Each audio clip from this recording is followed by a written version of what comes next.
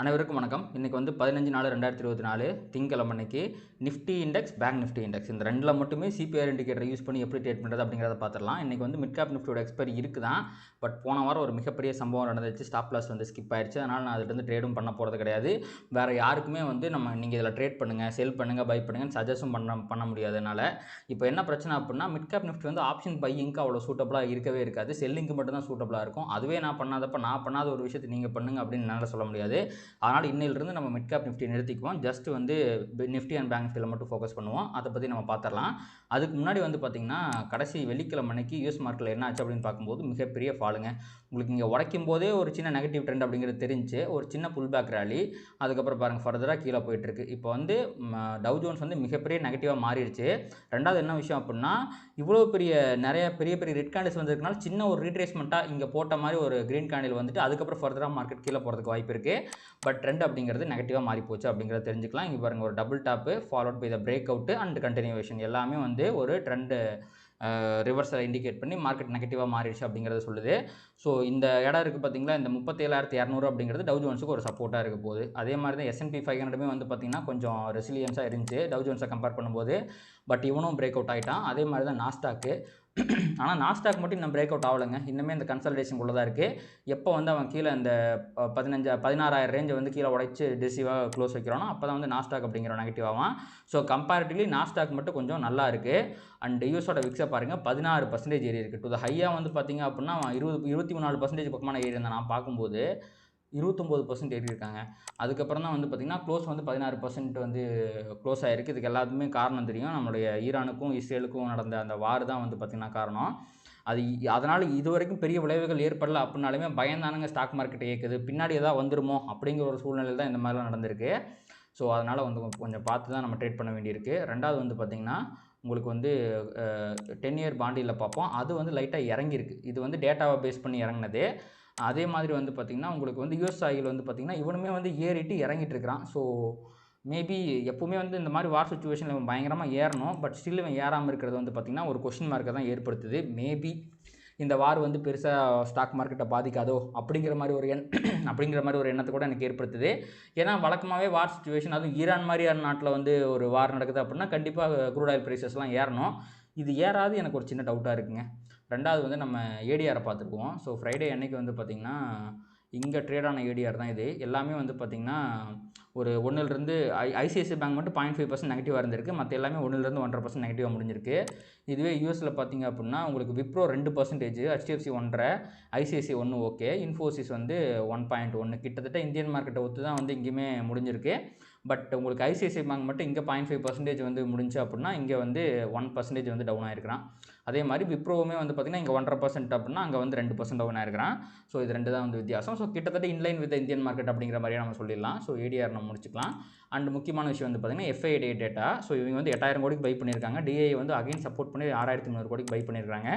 இதுவுமே ஒரு நெகட்டிவிட்டி தான் இண்டிகேட் பண்ணுது. அடுத்து வந்து பார்த்திங்கன்னா யூஎஸ் மார்க்கெட் ஃபியூச்சர்ஸ். என்ன தான் வந்து ஒரு வார் நியூஸ் இருந்தாலுமே இங்கே பார்த்தீங்களா 3 பேரும் வந்து 0.2% பக்கமாக பாசிட்டிவில் ட்ரேட் ஆகிட்டு இருக்காங்க. இது ஒரு பெரிய சந்தேகம். ரெண்டாவது டாக்ஸும் பாசிட்டிவாக தான் இருக்குது. ஃபிட்ஸே பாசிட்டிவாக தான் இருக்குது. யூரோப் ஸ்டாக் எக்ஸ்சேஞ்ச் இது வந்து ஓப்பன் ஆகாது, இது விட்டுருங்க. அண்டு நிக்கி பாருங்கள், இவனும் பாசிட்டிவாக தான் இருக்கிறான். தைவான் பாசிட்டிவாக தான் இருக்காங்க. எல்லாருமே பாசிட்டிவாக தான் இருக்காங்க. ஸோ அப்போ வேர்ல்டு மார்க்கெட் ஃபுல்லாகவே வந்து பார்த்திங்கன்னா இந்த நியூஸுக்கு, வார் நியூஸுக்கு பெருசாக ரியாக்ட் பண்ணல அப்படிங்கிறதான் தெரியுது. அடுத்து நம்ம வந்து இந்தியன் ஏடிஆர் பற்றி வந்துடுவோம். கிஃப்ட் நிஃப்டி பக்கம் வந்துடுவோம். கிஃப்ட் நிஃப்டி வந்து பார்த்திங்க அப்படின்னா 450 அப்படிங்கிற ரேஞ்சில் வந்து ட்ரேட் ஆகிட்டு இருக்கான். 22,450 அப்படிங்கிற ரேஞ்சில் வந்து இன்றைக்கி மார்னிங் ஓப்பனிங்கே வந்து பார்த்திங்கன்னா 22,450 அப்படிங்கிற ரேஞ்சில் தான் ஓப்பன் ஆயிருக்கு. ஸோ ஃப்ரைடே அன்னைக்கு க்ளோஸ் அப்படிங்கிறது வந்து பார்த்திங்கன்னா 22,600. இப்போ 450 அவன் ஓப்பன் ஆகிறான் அப்படின்னா 150 பாயிண்ட் வந்து கேப் டவுனாக காட்டுறான் நிஃப்டியில். ஸோ நிஃப்டியில் 150 பாயிண்ட் கேப் டவுன் ஆக போகுது. அதுக்கு முன்னாடி வந்து உங்களுக்கு டெய்லி சிபிஆரில் என்னாச்சு அப்படிங்கிறத பார்த்துடலாம். இங்கே கிளியராக பாருங்கள், நிஃப்டியில் ஒரு அசெண்டிங் சிபிஆர் ஃபார்ம் ஆகிருக்கு. ப்ரைஸ் வந்து S4 கிட்ட முடிஞ்சிருக்கு. எப்போவுமே ஒரு அசெண்டிங் சிபிஆர் ஃபார்ம் ஆச்சுன்னா ப்ரைஸ் வந்து மேலே தான் போகணும். இன்கேஸ் அது வந்து கன்சாலிடேட் ஆனால் கூட உங்களுக்கு S1 தாண்டக்கூடாது. அவன் S1, S2, S3 தாண்டி S4 கிட்ட க்ளோஸ் வைக்கிறா அப்படின்னா கிளியரான நெகட்டிவ் ட்ரெண்ட் தான் இது. ஸோ ட்ரெண்ட் ரிவர்சல் அப்படிங்கிறது நிஃப்டியில் நடந்துருச்சு அப்படிங்கிறது இண்டிகேட் பண்ணுது. நம்ம அப்படியே பேங்க் நிஃப்டி பக்கம் போனீங்க அப்படின்னா பேங்க் நிஃப்டிலையுமே வந்து பார்த்திங்கன்னா அவன் எது வரைக்கும் வந்திருக்கான், S2 வரைக்கும் வந்திருக்கான். கிட்டத்தட்ட லோயஸ்ட் பாயிண்ட்டில் தான் க்ளோஸும் வச்சிருக்கான். ஸோ இதுவுமே வந்து பார்த்திங்கன்னா ஒரு நெகட்டிவ் ட்ரெண்ட் தான் வந்து இண்டிகேட் பண்ணுது. இப்போது பேங்க் நிஃப்டிலையும் சரி பேங்க் நிஃப்டிலையும் சரி ட்ரெண்ட் ரிவர்சல் ஆயிடுச்சு அப்படிங்கிறது தான் இதற்கான அர்த்தம். ஸோ அடுத்து வந்து நம்ம வந்து இப்போ 150 பாயிண்ட்டுக்கான டுமாரோ சிபிஆர் வந்து போட்டு பார்த்துருவோம். மார்க்கெட் எங்கே ஓப்பன் ஆக போகுது அப்படிங்கிறத பார்த்துடலாம். ஸோ இதான் வந்து பார்த்திங்கன்னா இன்றைக்கி ஃபார்ம் ஆக போகிற சிபிஆர். அதோட க்ளோசிங்கிலிருந்து 150 பாயிண்ட் கீழே அப்படின்னா அதோட க்ளோசிங் வந்து 519 கரெக்டாக தான் இருக்குது. ஸோ இங்கேருந்து 150 பாயிண்ட்னா உங்களுக்கு வந்து கிட்டத்தட்ட ஒரு 0.67%, 65% வந்து பார்த்திங்கன்னா கேப் டவுன் ஆக போகுது. 22,371 அப்படிங்கிற ரேஞ்சில் தான் வந்து ஓப்பன் ஆக போகுது. மேபி இந்த கிஃப்ட் நிஃப்டி காட்டுறத விட கொஞ்சம் மேலே ஓப்பன் ஆனாலும் மினிமம் வந்து 0.5% கேப் டவுன் அப்படிங்கிறத தவிர்க்கவே முடியாது. அப்படி பார்த்தீங்க அப்படின்னா வந்து S1க்கும் ப்ரீவியஸ் டே லோக்கும் ரொம்ப கீழே ஓப்பன் ஆகிறான். ஆனால் இங்கே ஃபார்ம் ஆகிருக்க சிபிஆர் வந்து பார்த்திங்கன்னா ஒரு வைடு சிபிஆர். அதனால் ஃபர்தராக கேப் டவுனுக்கு அப்புறம் மார்க்கெட் பெருசாக கீழே போகிறதுக்கான வாய்ப்புகள் மிக குறைவு. அன்டில் ஆர் அதர்வைஸ் இந்த வார் நியூஸ் வந்து ஏதாவது இம்பாக்ட் பண்ணுற விதத்தில் அது வந்து நம்ம ஈஸியாக இன்றைக்கி விக்ஸை வச்சு கண்டுபிடிச்சிடலாங்க. எப்படி அமெரிக்காவில் வந்து 16% விக்ஸ் ஏறிச்சோ அதே மாதிரி நம்ம மார்க்கெட்லேயும் எடுத்த உடனே எப்போவுமே மண்டே அன்னைக்கு மார்னிங் பார்த்தீங்கன்னா விக்ஸ் ஏறத்தான் செய்யும். ஆனால் அது 2% 3% தான் ஏறும். 10% 15% ஏறிச்சு அப்படின்னா வார் நியூஸ் வந்து இந்தியன் மார்க்கெட்டில் இம்பாக்ட் ஆகுதுன்னு அர்த்தம். இன்கேஸ் இந்த இந்தியா விக்ஸ் அப்படிங்கிறது வழக்கம் போல் 2% 3% ரேஞ்சில் ஏறுது அப்படின்னா அது இம்பாக்ட் ஆகலை அப்படின்னு அர்த்தம். அதே மாதிரி என்றைக்குமே வைடு சிபிஆர் வந்துச்சுன்னா பெருசாக மார்க்கெட் கீழே போகாது. நம்ம ரிவர்சல் பேட்டர்ன் தான் வந்து பார்க்கணும். ஸோ அதனால் இன்றைக்கி ஹை ப்ராபபிள் பேட்டர்ன் நிஃப்டியில் பார்த்திங்க அப்படின்னா ப்ரைஸ் வந்து இந்த S1 கீழே தான் ஓப்பன் ஆக போகுது. S1 தாண்டி க்ளோஸ் வச்ச உடனே நீங்கள் வந்து கீழே போய் வந்து ஒரு புட் ஆப்ஷனை செல் பண்ணலாம். அதே மாதிரி அப்படின்னா கால் ஆப்ஷனை பை பண்ணிங்க அப்படின்னா உங்களுக்கு அது வந்து சிபிஆர் வரைக்கும் போகிறதுக்கான வாய்ப்புகள் இருக்குது. இதுதான் எனக்கு தெரிஞ்சு நிஃப்டியை பொறுத்த வரைக்கும் ஹை ப்ராபபிள் பேட்டர்ன். அதே மாதிரி ப்ரைஸ் சிபிஆர் டச் பண்ணிச்சு அப்படின்னா இது வைடு சிபிஆர். அதனால் ப்ரைஸ் வந்து சிபிஆர் தாண்டி மேலே போகிறது ரொம்ப கஷ்டமான ஒரு விஷயம் தான். அதனால் சிபிஆர்லேருந்து ரிவர்சல் எடுத்து கண்டிப்பாக மார்க்கெட் கீழே போகிறதுக்கான வாய்ப்புகளும் இருக்குது. ஸோ இது ரெண்டுமே வந்து நிஃப்டியை பொறுத்த வரைக்கும் ஹை ப்ராபபிள் பேட்டர்ன் தான். ஒன்று வந்து பார்த்திங்கன்னா S1 ரிவர்சல் சிபிஆர் டச் பண்ணுறது, அப்புறம் சிபிஆர்லேருந்து ரிவர்ஸ் ஆகி அகைன் கீழே வருது. ஸோ இது ரெண்டு தான் நிஃப்டிக்கு ஹை ப்ராபபிள் பேட்டர்ன். அதே மாதிரி நம்ம பேங்க் நிஃப்டிக்கு போயிடுவோம். ஸோ பேங்க் நிஃப்டி க்ளோசிங் அப்படிங்கிறது 564 இருக்குது. ஸோ இங்கே closing actual closing 524, average closing வந்து 564 தான். ஸோ அங்கேருந்து வந்து பார்த்திங்கன்னா ஒரு 0.6% வந்து நம்ம பார்க்கும்போது சேம் அதே தான். இவன் வந்து கிட்டத்தட்ட S2 பக்கத்தில் ஓப்பன் ஆகிறாங்க. 0.6 நான் இங்கே பாருங்கள் S1லேருந்து S2 கிட்ட ஓப்பன் ஆகிறான். அப்போ S2 கிட்ட ஓப்பன் ஆனாலும் சேம் அதே பாயிண்ட்டு தான். ப்ரைஸ் வந்து S2லேருந்து ரிவர்ஸ் ஆகி போகுது அப்படின்னா கண்டிப்பாக அவன் S1 வரைக்கும் போகிறக்கு வாய்ப்பு இருக்குது. நம்ம வந்து நிஃப்டியில் வந்து அவன் சிபிஆர் கிட்ட ரிவர்சல் எடுப்பான்னு சொன்னோம் பார்த்தீங்களா, அதே மாதிரி பேங்க் நிஃப்டியில் வந்து அது S1 கிட்ட ரிவர்சல் எடுக்கிறதுக்கு வாய்ப்பு இருக்குது. ஒரு பிவோட் மூவ் தான் வரதுக்கு வாய்ப்பு இருக்குது. மேபி இன்றைக்கி பேங்க் நிஃப்டியில் விர்ஜின் சிபிஆரும் ஃபார்ம் ஆகிறதுக்கான சான்சஸ் இருக்குது. இன்கேஸ் விர்ஜின் சிபிஆர் பேங்க் நிஃப்டியில் ஃபார்ம் ஆயிடுச்சு அப்படின்னா அதுவுமே வந்து ஒரு கிளியரான ட்ரெண்ட் ரிவர்சல் வந்து இண்டிகேட் பண்ணிடும். ஏன்னா ஏகப்பட்ட விர்ஜின் சிபிஆர் இப்போ வந்து பேங்க் நிஃப்டியில் ஹையர் சைடில் இருக்குது, கீழே இருக்குது. ஆனால் முறையாக ஒரு மேலே வந்துருச்சு அப்படின்னா அதுவுமே மிகப்பெரிய ட்ரெண்ட் ரிவர்சலில் காட்டி விட்டுரும். இது நடக்குமா அப்படிங்கிறத பொறுத்திருந்து தான் பார்க்கணும். ஸோ இன்கேஸ் ப்ரைஸ் வந்து சிபிஆர் வரைக்கும் பேங்க் நிஃப்டியில் போச்சு அப்படின்னா கண்டிப்பாக அங்கேருந்து ஒரு ரிவர்சல் வந்துடும். அதை தடுக்கவே முடியாது. ஸோ பேங்க் நிஃப்டி பொறுத்த வரைக்கும் உங்களுக்கு S1 reversal R CPR reversal அப்படிங்கிறது ஒரு ஹை ப்ராபபிள் பேட்டர்னாக இருக்கும்.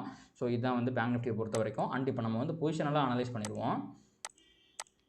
நம்ம டெய்லி டைம் ஃப்ரேமே எடுத்துக்கலாம். ஸோ நம்ம என்ன பண்ணியிருக்கோம் அப்படின்னா நம்ம இந்த லைன் அடிச்சு விட்டோம். இப்போ நம்ம திருப்பி அதை போட்டுடலாம். ஸோ இதுதான் வந்து பார்த்திங்கன்னா பிரேக் அவுட் லைன். இந்த இடத்துல தான் ப்ரைஸ் பிரேக் அவுட் ஆச்சு. அதுக்கப்புறம் மொமெண்டம் இல்லாமல் மேபி இது கன்சாலிடேஷனாக கூட இருக்கலாம் அஸ் பர் த டெக்னிக்கல்ஸ். எப்போ இந்த சப்போர்ட்டை வந்து உடைக்கிறானோ அப்போ தான் வந்து பார்த்திங்க அப்படின்னா அதாவது 47,900க்கு கீழே போனால் தான் இவன் வந்து பேரிஷ் அப்படிங்கிற மாதிரி எடுத்துக்க முடியும். அது வரைக்குமே மார்க்கெட் கன்சாலிடேட் ஆகிறதுக்கு நிறைய வாய்ப்புகள் இருக்குது. ஏன்னா இங்கே பாருங்கள், இங்கேருந்து இவ்வளோ தூரம் எவ்வளோ 5.5% வந்து நான் ஸ்டாப்பாக வந்து பெரிய ரெட் கேண்டில்லாம் எல்லாம் போயிருக்கு. அப்போ வந்து ஒரு சின்ன ரீட்ரேஸ்மெண்ட் வர்றது தப்பு கிடையாது. அப்படி வர்றது வந்து பார்த்திங்கன்னா இதோட 50% கீழே வரக்கூடாது. இப்போ இங்கேருந்து தான் மார்க்கெட் ஒரு மொமெண்டம் எடுத்து மேலே போயிருக்கு அப்படின்னா இப்போ 5.5% வந்துருக்குங்களா, அப்போ கீழே வந்து ஒரு 2.5%, அதோட 50% 5.4ல் வந்து பாதி இருக்குது பார்த்தீங்களா, அந்த லெவலுக்கு வரக்கூடாது. அதுவுமே வந்து பார்த்திங்கன்னா கிட்டத்தட்ட இந்த ட்ரெண்ட் லைன் கிட்ட தான் காட்டுது. ஸோ இவன் இதை தாண்டுற வரைக்குமே நீங்கள் பேரிஷ் பெட்லாம் எடுக்க முடியாது. பட் ஸ்டில் இது வந்து பார்த்திங்கன்னா ஒரு கன்சாலிடேஷன் ஆர் வந்து ஒரு மொமெண்டம் போயிடுச்சு அப்படிங்கிறதுக்கான இண்டிகேஷன் தான். இதுக்கப்புறம் ஒரு ஸ்ட்ராங்கான க்ரீன் கேண்டில் க்ளோசிங் வராமல் நம்மளால் இப்போ வந்து ட்ரெண்ட் வந்து கண்டினியூ ஆக தான் போகுது அப்படிங்கிறத நம்மளால் எடுத்துக்க முடியாது. அண்ட் இன்னைக்கு கேப் டவுனில் வேறு ஓப்பன் ஆகிறோம். அந்த கேப் டவுன் சஸ்டெயின் ஆகுதா இல்லை கீழே போகுதா அப்படிங்கிறத பொறுத்தே மார்க்கெட் என்ன முடிவு எடுத்திருக்கு அப்படிங்கிறதையுமே நம்மளால் தெரிஞ்சுக்க முடியும். இது வந்து பேங்க் நிஃப்டியை பொறுத்த வரைக்கும். அப்படியே நம்ம நிஃப்டிக்கு போயிட்டோம் அப்படின்னா நிஃப்டி வந்து பேங்க் நிஃப்டியை கம்பேர் பண்ணும்போது கொஞ்சம் நல்லா இருக்கிற மாதிரி தெரிஞ்சாலுமே இது வந்து இந்த பேட்டர்ன் இருக்குது பார்த்தீங்களா, இது ஒரு சரியான எங்கல்ஃபிங் பேட்டர்னுங்க. நல்லா மார்க்கெட் மேலே போயிருக்கு, ஒரு ஈவினிங் ஸ்டார் மாதிரியான பேட்டர்ன் வந்திருக்கு.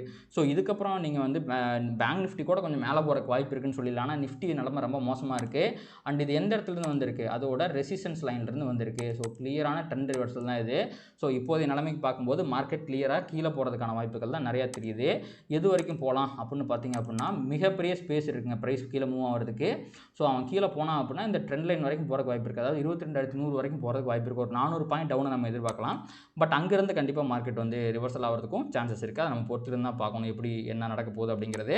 ஸோ மேலே சப்போர்ட் கீழே சப்போர்ட்டுங்கிறது இந்த ட்ரெண்ட் லைனாகவும், மேலே ரெசிஸ்டன்ஸ் அப்படிங்கிறது இந்த ட்ரெண்ட் லைனாகவும் இருக்கும். ஸோ இதுதான் வந்து நிஃப்டியை பொறுத்த வரைக்கும் price action analysis and positional basis. So இதோட இன்னைக்கோட நம்ம அனாலிசிஸ் வந்து முடிச்சுக்கலாம். ஸோ அந்த வீடியோ வந்து உங்களுக்கு கண்டிப்பாக ஹெல்ப்ஃபுல்லாக இருந்திருக்கும்னு நினைக்கிறேன். இந்த வீடியோ உங்களுக்கு பிடிச்சிருச்சு அப்படின்னா இதை லைக் பண்ணுங்கள், கமெண்ட் பண்ணுங்கள், ட்ரேட் பண்ணுற மற்ற நண்பர்களுக்கு ஷேர் பண்ணுங்கள். அது யூடியூப் அல்காரிதம் ட்ரிகர் பண்ணி இன்னும் நிறைய பார்வையாளர்கள் நம்ம சேனல் கொண்டு வந்து சேர்க்கும். நன்றி.